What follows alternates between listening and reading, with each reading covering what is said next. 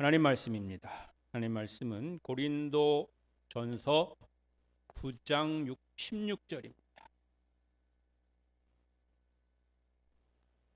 고린도 전서 9장 16절로 19절까지의 말씀 함께 봉독하시겠습니다. 내가 복음을 전할지라도 자랑할 것이 없음은 내가 부득불 할 일임이라. 만일 복음을 전하지 아니하면 내게 화가 있을 것이로다. 내가 내 자의로 이것을 행하면 상을 얻으려니와 내가 자의로 아니한다 할지라도 나는 사명을 받았노라. 그런즉 내 상이 무엇이냐? 내가 복음을 전할 때에 값없이 전하고 복음으로 말미암아 내게 있는 권리를 다 쓰지 아니하는 이것이로다. 내가 모든 사람에게서 자유로우나 스스로 모든 사람에게 종이 된 것은 더 많은 사람을 얻고자 함이라. 아멘. 네, 오늘 오후 함께 모였는데요. 오늘 함께 나눌 말씀은 고린도전서 9장 16절에 19절입니다. 이 본문이 사도 바울의 마음을 아주 잘 드러내고 보여주는 말씀인데요. 사도 바울하면 우리가 생각할 때 복음을 곳곳에 다니면서 전파한 그런 아주 대표적인 전도자, 그래서 우리가 바울을 사도라고 부르잖아요.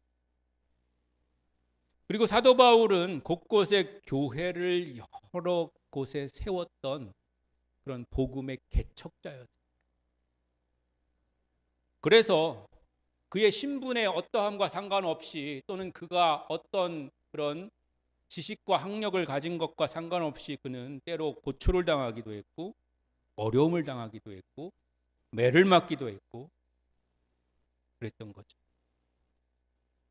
사실은 사람에게 매를 때린다는 것만큼 가혹한 건 없는 겁니다. 우리가 어릴 적에 매를 좀 맞아보기는 했지만, 그러나 성인이 되고 난 후에 더구나 우리가 하는 일들 때문에 매를 맞는다고 하는 것은 굉장히 비참한 일인 거죠. 그래서 사실은 매가요, 범죄를 예방하는 데는 굉장히 효과적인 그런 수단이라고 합니다. 요즘 대부분의 나라들은 매가 그 처벌의 수단에서는 없어졌는데요. 지금도 싱가포르는 매가 있습니다. 그래가지고 잘못하면 태형이라고 하는 거죠. 우리나라 말로는 매를 때리는 그런 형벌이 있어요. 그래가지고 몇 대에 처한다 이렇게 딱 판결이 나오면은 이제 그거 전문적으로 그걸 때리는 데가 있어요. 그래가지고 거기 끌려가지고 의사의 입회하에 매를 맞는 거죠. 근데 매가 사실은 굉장히 그 처벌하는 그런 게 크기 때문에 몇 대만 맞아도 금방 깨닫게 되죠. 아, 내가 잘못했구나, 이걸 깨닫게 되는 거죠. 그렇게 고초를 당하면서도 사도 바울은 그의 길을 멈추지 않았다고 하는 거죠. 왜 그랬을까요? 첫째는, 전도자는 선택적으로 일하는 사람이 아니고 부르심에 사로잡힌 사람이기 때문에 그렇습니다. 16절과 17절 보면 내가 복음을 전할지라도 자랑할 것이 없음은 내가 부득불 할 일입니다. 만일 복음을 전하지 아니하면 내게 화가 있을 것이로다. 내가 내 자의로 이것을 행하면 상을 얻으려니와 자의로 아니한다 할지라도 나는 사명을 받았노라. 그렇게 말씀하고 있잖아요. 복음 전하는 게 자신의 특별한 업적이 아니라는 겁니다. 내가 그래도 하나님 앞에 헌신하는 사람이라면 이 정도는 해야지. 그래서 복음을 전한 게 아니라는 겁니다. 그래서 내가 자랑할 것이 없다는 겁니다. 그렇기 때문에 그 복음 전하는 일이 그의 소명이 되었다고 하는 것을 이제 말하고 있는 거죠. 더 나아가서는 내가 정말 성령 안에서 뜨거울 때, 믿음이 성장해 나갈 때는 그렇게 복음 전하는 거에 대해서 관심을 갖고 열심을 내다가 또 내가 시들해지면 그만두는 것도 아니라는 겁니다. 때로는 좋을 때도 하지만 때로는 부득불 어쩔 수 없이 하기도 한다는 거죠. 그게 바로 사명인 거예요. 좋을 때만 할 것 같으면 그냥 기분 좋으면 교회 나오고 기분 나쁘면 안 나오고, 또 사역자들도 그렇죠. 기분 좋으면 열심히 설교하고 기분 나쁘면 오늘은 못하겠어요 그러고 말고, 그건 사명이 아니다. 어떤 때는 기분이 나쁘고 힘들고 어려워도 부부싸움을 막 크게 했어도 좀 방긋 웃는 모습으로 나와서 설교를 하고 그래야 되는 거잖아요. 제 얼굴을 잘 살펴보시면 어제 어떤 일이 있었는지 알 수가 있을 건데요. 가늠이 안 되죠? 제가 포커페이스가 또 있기 때문에. 근데 아무튼 간에 옛날에는 가끔 싸웠거든요, 부부싸움. 요즘 힘없어서 못 싸우겠어요. 막 기분 나쁘고 그래도 그냥 가만히 있어야지 뭐 막 힘을 내가지고 막 이렇게 하기가 어렵더라고요. 그래서 요즘은 뭐 거의 손으로 꼽아봐도 목천교회 온 뒤로는 거의 없었던 것 같아요. 한두 번 물론 아예 없었던 건 아니지만 그랬던 것 같아요. 그래서 이렇게 바울이 복음 전하는 거는 그에게 사명이었고 헌신이었다는 거죠. 그래서 하나님 앞에 사명을 가지고 복음을 전하는 그런 사명자로서의 삶을 살아간 줄로 믿습니다. 여러분들도 하나님 앞에 헌신된 사명자가 되시기를 바랍니다. 또 두 번째로는 전도자는 보상을 따지는 사람이 아니고 복음을 맡은 청직이라는 거예요.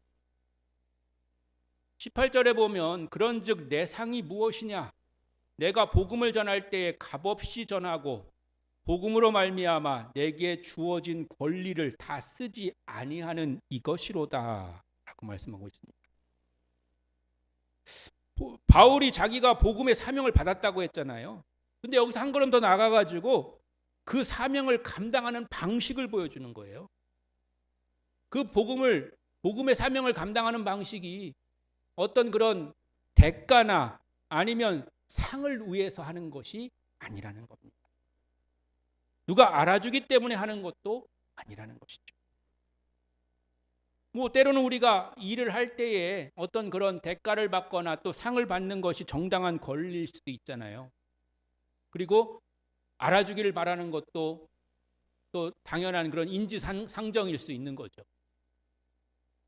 그런데 바울은 거기에 대해서 분명히 말하는 것이 그런 것이 아니다라고 그렇게 말하고 있는 것입니다. 그래서 복음이 걸려있는 자리에서는 그 권리마저도 내려놓았다는 것이죠. 왜냐하면 복음이 가려지지 않게 하기 위해서입니다. 사람들이 복음보다 사람을 더 보지 않게 하기 위해서인 거죠. 또 때로는 복음이 거래처럼 보이지 않게 하기 위한 것입니다. 그래서 바울은 자기의 상을 포기하고 또 더 나아가서는 복음을 전하는 것이 자신에게 있어서 가장 큰 상이다 라고 하는 것을 알았기 때문인 거죠. 그러니까 복음을 전하는 것 자체가 내가 상을 받은 거다 이렇게 생각을 했다는 거죠. 여러분이 복음을 전할 수 있다면 그 복음 전하는 것이 여러분에게는 큰 상급인 것을 깨달으시기를 바랍니다. 왜냐하면 복음을 전할 수 있다는 것은 그냥 겉으로 볼 때 우리가 건강하다는 거고 또 누군가에게 가서 내가 말을 전할 수 있는 그런 지금 형편과 처지가 된다는 거잖아요. 거기서부터 우리가 감사한 일이고 또 내가 복음을 전할 수 있는 그런 마음을 먹었다고 하는 거는 내 마음이 건강하다는 거고 내 신앙이 건강하다는 거고 어떤 꺼리낌이 있거나 그러면 우리가 잘 할 수 없는 일이기 때문에 그렇습니다. 그럼에도 불구하고 다시 돌아가서 사명이기 때문에 우리가 때로는 좀 부족해도 사명을 감당하게 되는 것이죠. 오늘도 복음을 전하는 큰 상을 받는 그런 여러분들이 되시기를 바랍니다. 또 세 번째는 전도자는 높은 자리에 앉아 있는 사람이 아니라 모든 사람의 종이 되는 사람입니다. 19절에 보니까 내가 모든 사람에게서 자유로우나 스스로 모든 사람에게 종이 된 것은 더 많은 사람을 얻고자 함이라. 아멘. 바울은 자신이 자유로운 사람이라고 말합니다. 그는 누구 눈치를 보고 살 사람이 아닙니다. 사람에게 매여 있는 사람도 아닙니다.